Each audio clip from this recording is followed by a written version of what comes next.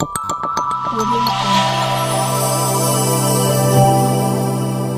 Jungle. ವಿಶೇಷ ಚೇತನರ ವಾರ್ತೆಗೆ ಸ್ವಾಗತ. ಸ್ನೇಹಿತರೆ, ಹಿರಿಯ ನಾಗರಿಕರಿಗೆ ಸಂಬಂಧಪಟ್ಟ ಒಂದು ದೊಡ್ಡ ಸುದ್ದಿ ಇದಾಗಿದ್ದು, ಇದನ್ನು ಕೇಳಲಿಕ್ಕೂ ನಿಮಗೆ ಬೇಜಾರಾಗ್ಬೋದು ಅಥವಾ ನನಗೆ ಹೇಳೋಕ್ಕೂ ಕೂಡ ಬೇಜಾರಾಗ್ತಾಯಿದೆ. ಆದರೂ ಕೂಡ ಈ ಸುದ್ದಿ ನೀವು ನೋಡಲೇಬೇಕು. ಈ ಸುದ್ದಿ ಹೇಳೋಕ್ಕಿಂತ ಮುಂಚೆ ನಮ್ಮ ಚಾನಲ್ ಹೊಸದಾಗಿ ನೋಡ್ತಾಯಿದ್ರಿ, ದಯವಿಟ್ಟು ಚಾನಲ್ ಸಬ್ಸ್ಕ್ರೈಬ್ ಮಾಡಿಕೊಂಡು ಈ ವಿಡಿಯೋಗೆ ಒಂದು ಲೈಕ್ ಕೊಡಿ. ಪ್ರತಿದಿನ ನಮ್ಮ ಚಾನಲ್ ಇದೇ ರೀತಿ ವೀಕ್ಷಣೆ ಮಾಡಿ. ತಂದೆ ತಾಯಿಯರನ್ನು ಹೆತ್ತ ಮಕ್ಕಳೇ ಮನೆಯಿಂದ ಆಚೆ ಹಾಕುತ್ತಿದ್ದು, ಹಿರಿಯ ಜೀವಿಗಳಿಗೆ ವೃದ್ಧಾಶ್ರಮಗಳು ಆಸರೆಯಾಗುತ್ತಿವೆ. ಜಿಲ್ಲೆಯಲ್ಲಿ ವೃದ್ಧಾಶ್ರಮಗಳಿಗೆ ಸೇರುವ ಸಂಖ್ಯೆ ದಿನೇ ದಿನೇ ಹೆಚ್ಚಾಗ್ತಾ ಇದೆ.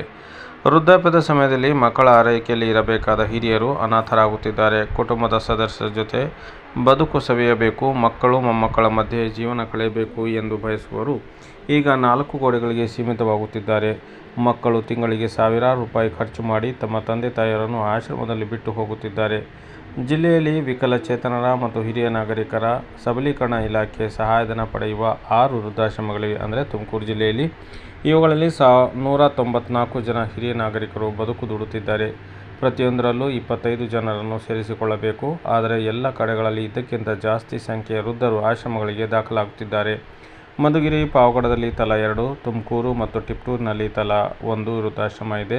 ತುಮಕೂರು ನಗರದಲ್ಲಿರುವ ವೃದ್ಧಾಶ್ರಮದಲ್ಲಿ 50 ಜನ ಹಿರಿಯ ನಾಗರಿಕರಿದ್ದಾರೆ. ಮಿತಿಗಿಂತ ಜಾಸ್ತಿ ಜನರು ಇಲ್ಲಿ ಸೇರಿದ್ದಾರೆ. ಮಧುಗಿರಿಯ 2 ಆಶ್ರಮಗಳಲ್ಲಿ 58, ಪಾವಗಡದಲ್ಲಿ 58 ಮತ್ತು ತಿಪಟೂರಿನಲ್ಲಿ 28 ಜನ ವೃದ್ಧರ ಆರೈಕೆ ನಡೆಯುತ್ತಿದೆ.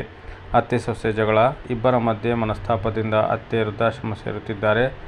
ಆಸ್ತಿ ಅಂತಸ್ತು ಇದ್ದವರು, ಶ್ರೀಮಂತರು, ಉದ್ಯೋಗದಲ್ಲಿದ್ದು ನೆಮ್ಮದಿಯ ಜೀವನ ಸಾಗಿಸುತ್ತಿರುವವರು ತಮ್ಮ ಪೋಷಕರನ್ನು ವೃದ್ಧಾಶ್ರಮಗಳಲ್ಲಿ ಬಿಟ್ಟು ಹೋಗುತ್ತಿದ್ದಾರೆ. ಬುದ್ಧಿವಂತರು ಎಂದು ಕರೆಸಿಕೊಳ್ಳುವ ಜನರೇ ಹೆತ್ತವರನ್ನು ಆಶ್ರಮಗಳಲ್ಲಿ ಬಿಡುತ್ತಿದ್ದಾರೆ. ವಿದ್ಯಾವಂತರು ಹೆಚ್ಚಿದಂತೆ ವೃದ್ಧಾಶ್ರಮಗಳಿಗೆ ಸೇರುವ ಹಿರಿಯರ ಸಂಖ್ಯೆಯು ಜಾಸ್ತಿ ಆಗ್ತಾ ಇದೆ.